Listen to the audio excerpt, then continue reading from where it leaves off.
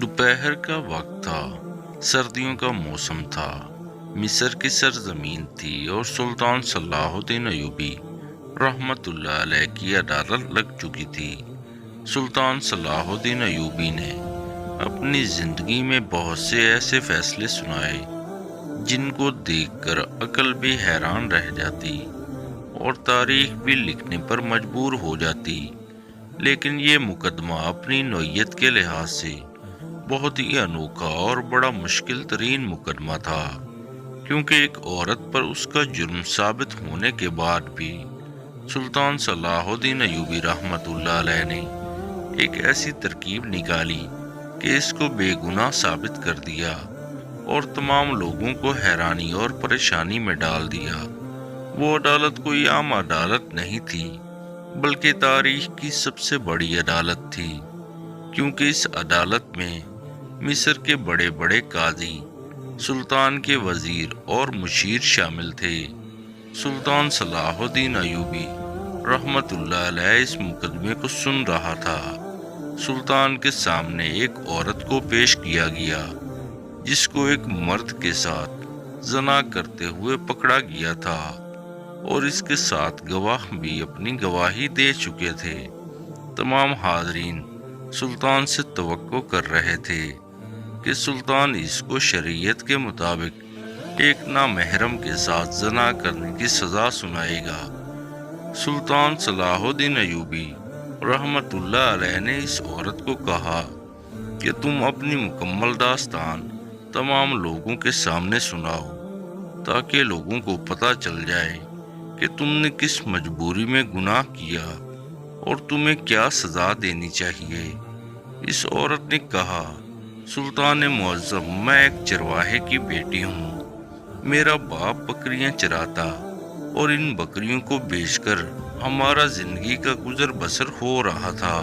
چند دن پہلے میرا بابا ایک چھوٹی سی پہاڑی پر اپنی بکریاں چرا رہا تھا کہ میرے بابا کا پیر پھسلا تو وہ پہاڑی سے گر گیا اور اس کی ٹانگ میں شدید چوٹ آ گئی۔ حکیم صاحب سے اس کا علاج کروا رہے ہیں، لیکن ابھی تک میرا بابا بغیر سہارے کے چل نہیں سکتا۔ اس لیے مجبوری میں آ کر جب میں نے دیکھا کہ ہمارے ریوڑ بھوک سے مرنے لگے ہیں تو میں نے اپنے بابا کو کہا کہ اب جانوروں کو اور خود بھوک مرنے سے بہتر ہے کہ میں خود اپنی بکریوں کو لے کر جاؤں اور ان کو چرا کر لے آؤں۔ میرا بابا مجھے روکتا رہا، لیکن میں نے اپنے بابا کی ایک بھی نہ سنی اور بکریوں کو ریوڑ کو لے کر چل پڑی۔ مجھے بکریاں چرانے کا کوئی تجربہ نہیں تھا، کبھی ریوڑ ادھر چلا جاتا تو کبھی ادھر۔ بکریوں کا ریوڑ میرے قابو میں نہیں آ رہا تھا۔ میں نے چراتے چراتے بکریوں کو ایک نہر کے کنارے لے گئی۔ وہاں سبزہ ہی سبزہ تھا، کیونکہ نہر خشک ہو چکی تھی اور نہر کے اندر بہت زیادہ سبزہ تھا، لیکن کم عقلی میں مجھے یہ نہ پتہ چلا کہ میرے ساتھ پینے کے لیے موجود پانی نہیں ہے۔ اگر مجھے پیاس لگے گی تو میں کیا کروں گی؟ بکریاں چر رہی تھی، دھوپ کی تپش کی وجہ سے میری پیاس بڑھتی جا رہی تھی، اور تھوڑا وقت گزرنے کے بعد اب پیاس میری برداشت سے باہر ہوتی جا رہی تھی۔ میں نے اپنی بکریوں کے ریوڑ کو وہیں چھوڑا اور اپنی پیاس بجھانے کے لیے پانی کی تلاش میں دوڑی۔ دوڑتے دوڑتے مجھے نہر کی دوسری طرف ایک اور چرواہا نظر آیا، وہ بھی میری طرح بکریاں چرا رہا تھا۔ پہلے مجھے ڈر لگا کہ اس سنسان جگہ پر مجھے اس کے پاس نہیں جانا چاہیے، لیکن جب میں نے سر پر پانی پھرتے دیکھا تو میں اس چرواہے کے قریب گئی اور اس سے کہا، بھائی صاحب، آپ کے پاس پینے کے لیے چند گھونٹ پانی کے ہوں گے؟ اگر آپ کے پاس موجود ہیں تو مجھے دے دیں، اب پیاس مجھ سے برداشت نہیں ہو رہی۔ اس چرواہے نے جیسے ہی میرے حسن کو دیکھا تو اس کے دماغ میں شیطان نے وسوسہ ڈال دیا اور وہ مجھے گندی گندی نظروں سے دیکھنے لگا۔ اس نے مجھے کہا کہ میں تمہیں صرف ایک ہی صورت میں پانی دے سکتا ہوں، کہ اگر تم اپنا جسم میرے حوالے کر دو وہ میری مجبوری جان چکا تھا کہ میرے پاس اور کوئی چارہ نہیں، لیکن میں نے پھر بھی اس کی پیشکش کو قبول نہ کر کے واپس اپنے ریوڑ کی طرف پلٹنے لگی تو پیاس کی شدت نے مجھے اتنا جھنجھوڑا کہ میں اسی وقت وہاں پر گر گئی۔ دوبارہ میں مشکل سے اٹھی، لیکن وہ چرواہا یہ سب منظر دیکھ رہا تھا۔ اس نے طنزیہ مسکراہٹ کے ساتھ کہا کہ جان بچانے کے لیے انسان کچھ بھی کر سکتا ہے، حتیٰ کہ مردار بھی کھا سکتا ہے، تو یہ تو اتنی بڑی بات نہیں۔ میں نے اس کی دعوت کو قبول کر لیا اور میں نے اپنا جسم اس کے حوالے کر دیا۔ زندگی میں مجھے کسی نامحرم مرد نے نہیں چھوا تھا۔ اتنا خوبصورت اور حسین ہونے کے باوجود کبھی میں نے کسی مرد کی طرف نہیں دیکھا تھا، لیکن اپنی جان کی خاطر میں نے ایک عام سے چرواہے کے حوالے اپنا جسم کر دیا۔ اس نے ایک تھیلے سے 1 گیلن پانی کا نکالا اور مجھے دیا۔ میں نے پانی پیٹ بھر کر پیا۔ اب مجھے لگا کہ میں زندہ ہوں، اور پھر وہ چرواہا مجھے نہر کے نیچے لے گیا اور اپنی ہوس مٹانے لگا۔ ابھی یہ کام شروع ہی ہوا تھا کہ ادھر سے ایک زمیندار کے 3 ملازم وہاں نکلے۔ انہوں نے ہمیں دیکھ لیا اور مجھے پکڑ کر قاضی کی عدالت میں لے گئے۔ میں نے ان کو کہا کہ جتنی میں قصوروار ہوں اتنا ہی یہ چرواہا ہے، تو انہوں نے کہا کہ یہ چرواہا ہمارے زمیندار کا خاص بندہ ہے، ہم اسے کچھ نہیں کہہ سکتے۔ تم نے اسے اپنے جسم کا لالچ دیا ہوگا اور اس لالچ میں یہ تمہارے بہکاوے میں آ گیا، لہٰذا تم قاضی صاحب کے پاس چلو، وہ تمہیں شریعت کے مطابق سزا دیں گے کہ تم نے ایک نامحرم کو بہکاوے میں ڈال کر اس کو زنا کرنے پر آمادہ کر لیا۔ میں چیختی رہی، چلاتی رہی، لیکن میری کسی بھی بات پر کسی نے اعتبار نہیں کیا۔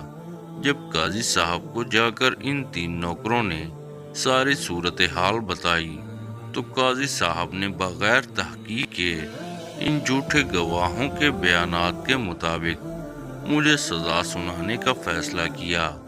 جب میں نے دل میں سوچا کہ اپنی جان بچانے کی خاطر میں نے اپنی عزت کو داؤ پر لگا دیا اور اب اپنی زندگی پر کی عزت کو گنوانے کے بعد بھی کچھ فائدہ نہ ہوا، مجھے اپنے سے زیادہ مجھے اپنے معذور باپ کا دکھ دکھائی دے رہا تھا۔ میں سوچ رہی تھی اگر مجھے سزا ہو گئی تو میرے بابا کا کیا ہوگا، جو اٹھ کر ایک گھونٹ پانی کا بھی نہیں پی سکتے، اس کی دیکھ بھال کون کرے گا۔ جب میں نے یہ سب سوچا تو اس وقت میرے قدموں میں جان آ گئی اور میں وہاں سے قاضی کے سپاہیوں سے ہاتھ چھڑا کر وہاں سے بھاگ نکلی۔ اب قاضی کے سپاہی میرے پیچھے اور میں آگے دوڑ رہی تھی۔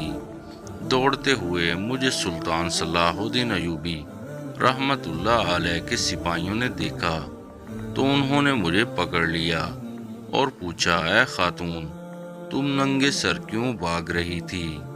تو میں نے ان کو ساری صورتحال سے آگاہ کیا۔ سلطان صلاح الدین ایوبی رحمت اللہ علیہ کے سپاہی سلطان صلاح الدین ایوبی کی طرح بہت ایماندار اور با کردار انسان ہیں۔ انہوں نے کہا کہ اب ہم آپ کو سلطان صلاح الدین ایوبی رحمت اللہ علیہ کے یعنی کہ اپنے سلطان کی عدالت میں پیش کریں گے، وہی آپ کا فیصلہ کریں گے، اور اس لیے اتنی بڑی محفل میں جو کہ سلطان صلاح الدین ایوبی رحمت اللہ علیہ نے تمام وزیروں اور مشیروں کے لیے کی تھی، مجھے ایک ملزم بنا کر عدالت میں پیش کیا گیا۔ جب یہ بات سلطان صلاح الدین ایوبی رحمت اللہ علیہ کو اس لڑکی نے بتائی تو اب سلطان صلاح الدین ایوبی رحمت اللہ علیہ نے اس عدالت میں موجود مختلف قاضیوں سے کہا، آپ کے علم کے مطابق اس عورت کا اب کیا فیصلہ ہونا چاہیے؟ تو تمام قاضیوں نے اپنی اپنی رائے دی۔ کسی نے کہا کہ گناہ تو بس گناہ ہوتا ہے اور گناہ کے بدلے میں صرف سزا ہوتی ہے، تو کسی نے کہا یہ عورت بکریاں چرانے ہی کیوں گئی تھی، اسے گھر میں ہی رہنا چاہیے تھا۔ تو کسی نے کچھ کہا اور کسی نے کچھ۔ اب تمام قاضیوں کے بیانات سے سلطان کو پتہ چل چکا تھا کہ اس لڑکی کو سزا ہی ہوگی، اور لڑکی خود ایک نامحرم مرد کے ساتھ اپنے گناہ کا اقرار کر چکی تھی۔ لیکن پھر سلطان صلاح الدین ایوبی رحمۃ اللہ علیہ نے فرمایا، میرے پیارے نبی حضرت محمد صلی اللہ علیہ وسلم کی حدیث مبارکہ کے مفہوم کے مطابق اگر عورت جبری زنا کرے تو اس پر کوئی سزا عائد نہیں ہوتی، لہذا اگر کوئی میرے اس بات کو ٹھکرا سکتا ہے تو صحیح، وگرنہ اس عورت کو باعزت رہا کیا جاتا ہے۔ سینکڑوں کی تعداد میں بڑے مجمع میں کسی کے پاس کوئی دلیل نہیں تھی کہ اس عورت کے منہ سے گناہ کا اقرار کرنے کے باوجود اس کو سزا سنا سکتے۔ اب سلطان صلاح الدین ایوبی رحمۃ اللہ علیہ نے اس عورت کو باعزت رہا کر دیا، اور سلطان نے حکم دیا کہ ابھی اور اسی وقت قاضی صاحب اور اس چرواہے کو پکڑ کر عدالت میں حاضر کیا جائے۔ محفل جاری رہی۔ سلطان صلاح الدین ایوبی رحمۃ اللہ علیہ کے سپاہی اسی وقت روانہ ہوئے اور قاضی صاحب کو اور اس چرواہے کو سلطان کے سامنے پیش کر دیا۔ اب سلطان صلاح الدین ایوبی رحمۃ اللہ علیہ نے اس چرواہے سے کہا کہ تم نے ایک گھونٹ پانی کے بدلے میں جو مانگا جو کہ تمہارا اپنا نہیں تھا، کیا تم نے اس پانی کے سکے ادا کیے تھے؟ اور اس کے بدلے میں تم نے ایک باکردار عورت کی عزت کو لوٹ لیا۔ اور پھر قاضی صاحب سے مخاطب ہوئے کہ اتنا بڑا عہدہ جس مقصد کے لیے تمہیں دیا گیا تھا، کیا تم نے اس عہدے کی لاج رکھی؟ تو ان دونوں کے پاس کوئی جواب موجود نہیں تھا۔ اب سلطان صلاح الدین ایوبی رحمۃ اللہ علیہ نے بڑی عدالت میں ان دونوں کو سخت سے سخت سزا سنا دی، اور پھر اعلان کیا کہ اگر کبھی بھی کوئی قاضی چاہے، مدعی چھوٹا ہو یا بڑا، اگر انصاف پر مبنی فیصلہ نہ کرے اور امیر اور غریب میں فرق کرے تو اس کا انجام اس قاضی اور چرواہی کی طرح ہوگا۔ اور اس کے بعد سلطان صلاح الدین ایوبی رحمۃ اللہ علیہ نے قاضی کو اپنے عہدے سے برطرف کر کے زندان میں ڈال دیا، اور اس چرواہے کو شریعت کے مطابق سزا سنا دی، اور اس طرح ایک بے قصور اور مظلوم لڑکی کو انصاف مل گیا۔ اور پھر اس داستان کو سننے کے بعد ایک وزیر کے بیٹے جو کہ سلطان صلاح الدین ایوبی رحمۃ اللہ علیہ کا بہت ہی قریبی وزیر تھا، اس نے اس چرواہے کی بیٹی کے ساتھ رشتہ کرنے کی حامی بھر لی، اور پھر سلطان صلاح الدین ایوبی رحمۃ اللہ علیہ نے اسی وقت قاضی کے ہاتھوں وزیر کے بیٹے اور ایک چرواہے کی بیٹی کا نکاح کروا دیا، اور اس طرح اس وزیر کے بیٹے نے لڑکی کی عزت بھی بچا لی۔